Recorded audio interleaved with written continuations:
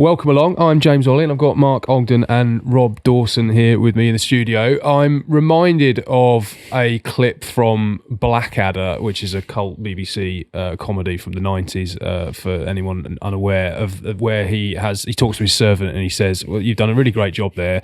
You've deserved a short holiday. Did you enjoy it? And that's it. That's how I feel about where we are in this season. But you have actually had a break, haven't you, Rob? I have a little bit of a break, but I'm about ready to go and flying out to the States to cover City. You're going as well with Chelsea. The only one that's having a little bit of a break is Mark. Oh, he's just swanning in for the final, isn't he? You're having the advanced party, yeah, and I'm just going to watch from afar and just see how it takes off in Europe, see what the vibe is like on, watching from pubs, from Box Park. I think it's important to assess how it's taken up. But listen, all joking aside, I do think that I think a lot of us have been quite negative about the Club World Cup because of how it's been arranged and which teams have qualified. But certainly from a European perspective, a lot of these games will be played at kind of prime time, 8 o'clock, 9 o'clock slots. And I think they will actually catch on. People want to watch football at the end of the day. And I think even though a lot of teams aren't in it, I think in terms of the football public will want to watch it. So it might be a surprise hit. Well, on Saturday evening, it all starts in Miami with one Lionel Messi and his Inter Miami side taking on Egypt's Al Ahly.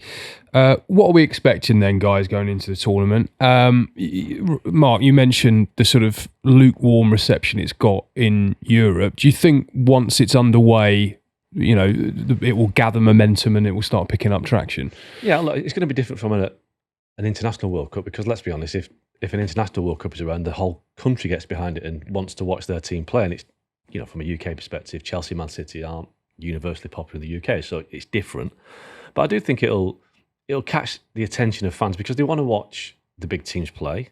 I'm sure people want to watch PSG play after being so fantastic in the Champions League final.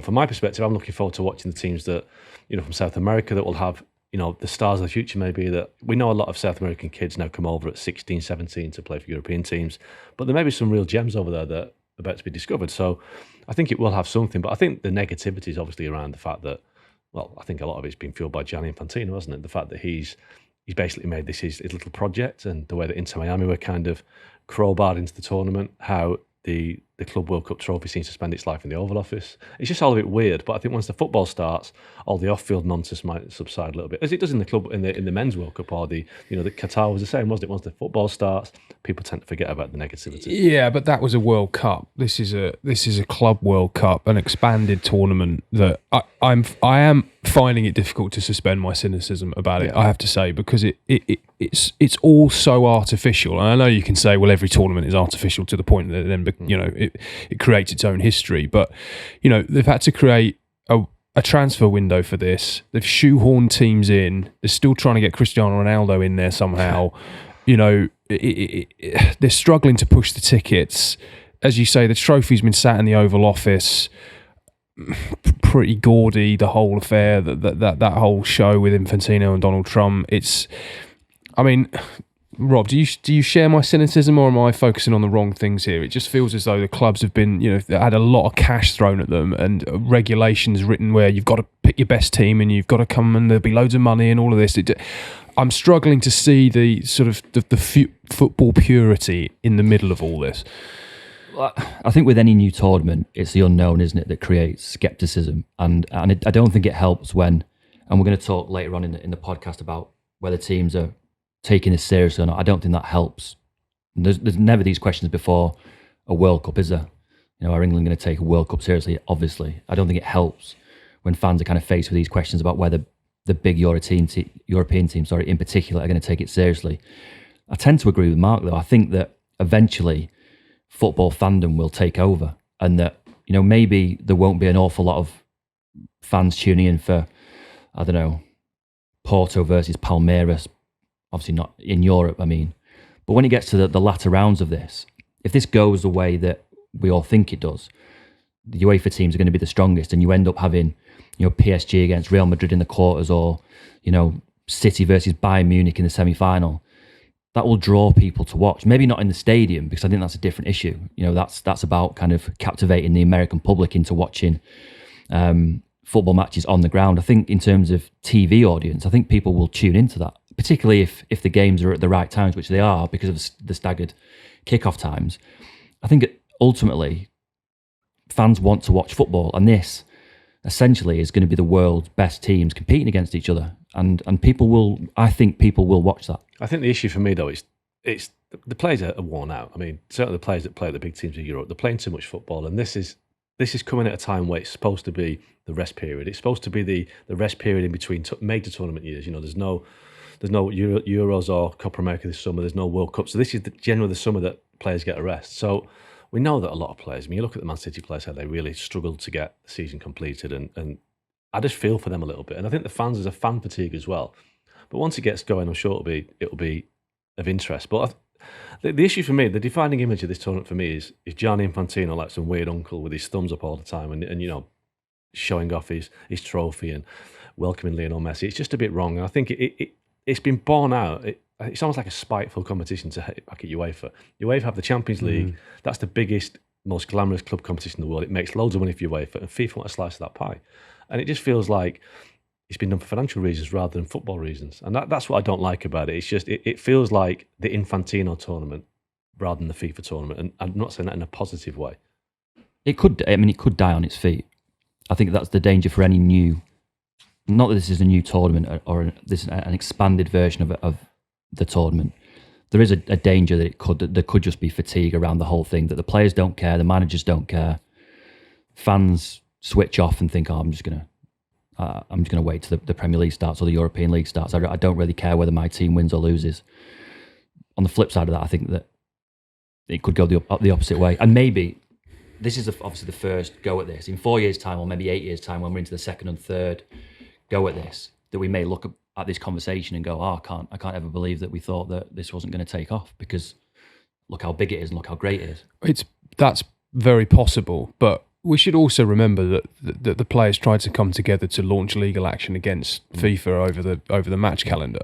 And all right, this was only part of it. There was obviously the expanded Champions League was another element in terms of cramming more games into the schedule. But the players themselves, as much as they've been able to so far, it's not like en masse they've all decided to go on strike or boycott the tournament or got anywhere near that stage. But there were enough high-profile names, I thought, that came out to say that, look, enough is enough and something has to be done, and they got nowhere. So we as much as we can talk about, once the games kick off and let's see the big teams play the big teams, a lot of these players are exhausted. Look at Kevin De Bruyne. Obviously, his contract was ending this summer at City, and he made it clear straight away, I don't want to extend my contract for 2 weeks and go to the Club World Cup. It's the last thing I want to do. So he's actually finished his season, he's having a rest, will probably sign for Napoli soon. Doesn't want to go to the Club World Cup. He could have done, because nobody's interested. It's not the International World Cup. Everybody would want to be there. This, it's almost like everyone's looking for an excuse. Phil Foden was pretty clear that he's had a really tough season, doesn't want to be there, but he's going. So if the players aren't interested, that for me is a concern. And the games are going to be, I'd be surprised if there's much pace in some of these games. If you think about the temperatures that they're going to be played at, on top of the load into the legs that we're talking about. I know we're going to talk to Tim later about the Brazilian teams, but you do sort of think with those players being in the middle of their season, they're going to be completely conditioned in a much better place physically to go and attack this tournament. Well, that's why, and I think that you can't really draw. I mean, I've made obviously a big conclusion about a couple of minutes ago, saying that we expect the UEFA teams to be the strongest teams in the competition. In terms of talent and investment in those squads, they should be, the quarter-finalists and the semi-finalists. But, the history of this competition, I've just got the numbers here. Tournament's been won by Europe, or the UEFA team 16 of the last 17 years. But all of those games were hosted in season when the players were already fit. There is a danger, I suppose, that all these teams, and PSG is a great example. They've exerted all that energy to win the Champions League. They turn up at the Club World Cup already completely out of energy, and they die on their feet a little bit in these games because of the heat, because of the intensity, because they've had no rest at all, and they get knocked out in the group stages. The issue for me, sorry James, is that it's the Club World Cup, and the champions of England, Liverpool, the champions of Spain, Barcelona, Italy, Napoli, Argentina, Vélez Sarsfield, Portugal Sporting Lisbon, USA LA Galaxy, all of the domestic champions, and none are at the Club World Cup. Now, I know you could argue that how can you have those teams in it, but they are the best teams in the world right now. Certainly Liverpool, Barcelona, and Napoli are. Lamine Yamal, the best player in the world right now, isn't going to be there. So I think, again, with an international World Cup, the best players are there, the best teams are there. This just seems a bit weird that Chelsea are in it because they won the Champions League 4 years ago. I can only assume that they will look to tweak that as time goes on. You're talking about, the second or third iteration of this expanded tournament. They'll learn from their mistakes. I understand the logic of it in terms of you need to plan. You can't just drop a tournament on a club, with 3 weeks or a month's notice. But by the same token, the 4-year cycle, it does feel too long in terms of a qualification process. I wonder whether they'll weight that maybe a bit differently going forward. Well, there's nothing to suggest that in, 10 years' time that we're not having a break in domestic European leagues for this. They're taking a break in Brazil for this tournament. And I'm not suggesting that that's going to happen anytime soon. But 20 years ago, could you ever imagine the Premier League stopping for an international World Cup? For a FIFA event. For a FIFA event. So there's nothing to say that eventually... To be fair, what was it, 2 years ago now, maybe Arsene Wenger was given that task of looking at the football calendar. And he came back and he made the valid point that the calendar that we operate on now has been in place since 1930, pretty much, Seasons were played, summer for major tournaments. And in the modern world, it doesn't really fit, does it? But it's how you get FIFA, UEFA, the clubs, all these different kind of stakeholders together to agree on a calendar going forward. But it needs to happen because it is overheating. It is ridiculous that you've got a free summer and it's been taken up by a month-long tournament. Because, what are Chelsea, Man City, Real Madrid going to do next season? Because their season starts now. There's a World Cup at the end of the season. What sort of shape are the players going to be in for the actual International World Cup, which is going to be a 6-week tournament? It's got 48 teams. And I was in Munich last week at a FIFA Pro event, and their point is that the reason they're taking action against FIFA is that FIFA are supposed to be the guardians of the game, the kind of the administrator, so they shouldn't be allowed to, also influence the calendar. They can't have their own competitions in a calendar that they control. It's a conflict of interest. Because it is FIFA that are actually adding tournaments. You mentioned before about the Champions League being expanded. The Premier League hasn't expanded, in 25 years? The Premier League is what it has always been. The Champions League has grown a bit, but those tournaments are already there. It's FIFA that is adding tournaments, like the Club World Cup, to the calendar, and the calendar can't cope. What do we want to see from this tournament? Do you think that it makes it for a better tournament if all the big European teams do really well and get to the last 16 quarter-final? Or would you like to see some of the more unknown teams to the European audience get really far and have one possibly win it? What makes for a better tournament, do you think? I mean, it depends what the goal of the competition is. I mean, if we're talking about trying to grow football in the US, then you probably need those big teams to be competing at the business end. But I don't think that is the goal here. It's difficult to see the goal being anything other than money. And to be honest, if FIFA want to generate the most cash, then they need the biggest teams to go the furthest. But the money follows intrigue, doesn't it?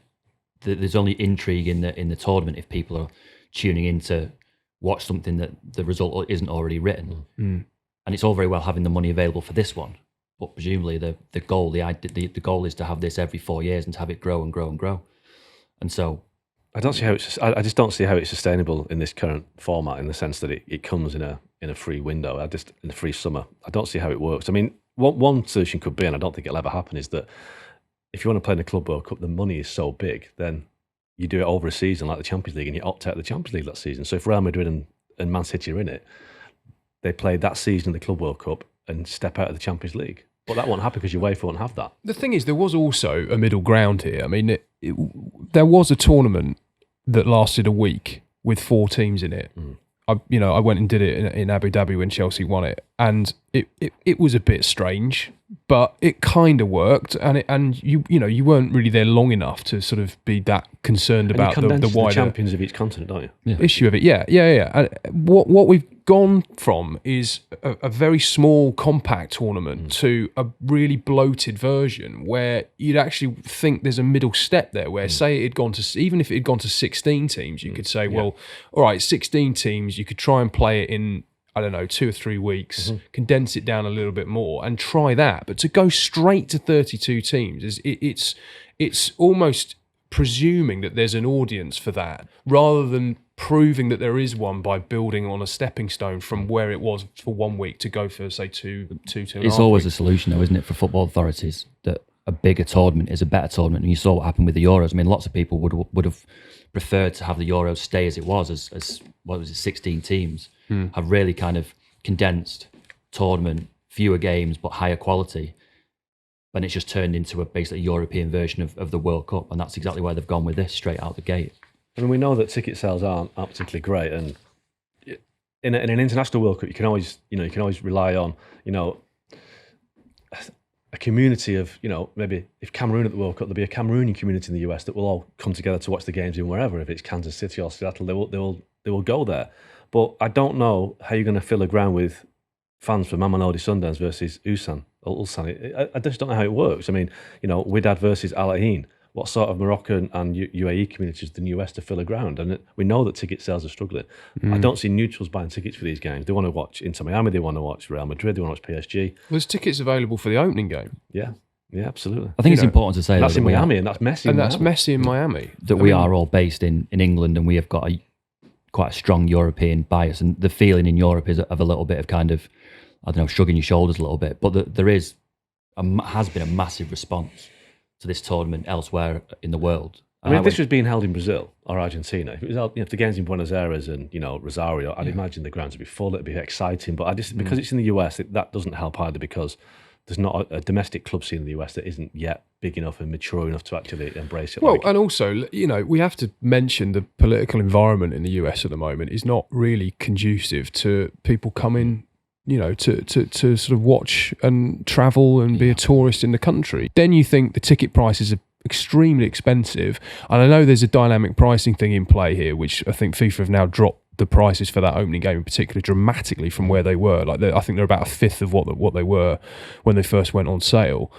But the whole environment, and then I'm sure we're going to speak to Lizzie later on. I mean, about what the perception is in the US of how seriously some of the big teams are coming over to take this tournament. And if there is any doubt about that, you throw that into the mix as well. This tournament's got an awful lot of negativity and sort of doubt to overcome to prove itself anything like a success. It's like every time we travel to the US for and I know this isn't a pre-season tour, but every time we travel to the US for pre-season, the American public do seem quite underwhelmed by the squads and the teams at these big European sides. There's definitely soccer fatigue at that level, because I remember going to the States back in 2010, that back 15 years ago with Man United, and the crowds are huge because it was a rarity. But now every summer there seems to be a tournament in the US. We've got the Premier League tournament is in the US this summer. I think there's a danger of kind of saturating the market in the US before the biggest tournament of all, the Men's World Cup next year. That you just wonder whether it would have been a better idea for FIFA to take it to Brazil or to Japan or to Mexico this year or to Argentina, traditional football hotbeds. That would have given this tournament a bit of lift in its first tournament. I think the US, it's such a competitive market. Again, it's the NBA finals. It's, the big thing right now is the basketball. And massive stadiums as well. It's 80,000, not 30,000 seat stadiums. It's going to be tough. It's a tough sell in the US. I mean, the only benefit, I suppose, is the logistical advantage that it gives you to try and iron out the problems before, a year out from a World Cup. But yeah, you're right. I mean, from a standalone marketing perspective, it does feel as though it was the wrong call to probably take it there. I mean, I think in fairness, if you were looking at European fans or even South American fans travelling to a different country to watch your team, I mean, the travel ban aside, if you're going to go to a tournament, you would want to go to a tournament in the United States as opposed to, say, Saudi, or, would you get Chelsea fans travelling to Brazil to watch their team? I think it's more likely that they would travel to, have 2 weeks in Philadelphia in the summer to try and if you were looking to build an outside audience, as in travelling fans, which obviously FIFA would quite like, but it doesn't sound like the American government are particularly keen on, that America is the place to have that, because in theory, it is a place where you would go anyway. Surprised they didn't get Wrexham in somehow. Do we know that, have they announced the host for the next tournament, the 2029 one? I know Not sure. I know Australia's been mentioned but again, we're talking about a place that Australia, be a great sporting venue, but it's not easy for fans to get to, is it? No. So, I mean, I think this has been, the proposal was to make this like the Confederations Cup, the kind of the pre-World Cup kind of host, but it needs a lot of work, a lot of thinking out. But I'm not sure it's got the greatest future, to be honest. I think it's going to take off. That's my hot take. There you go. You can clip it when it dies on its feet.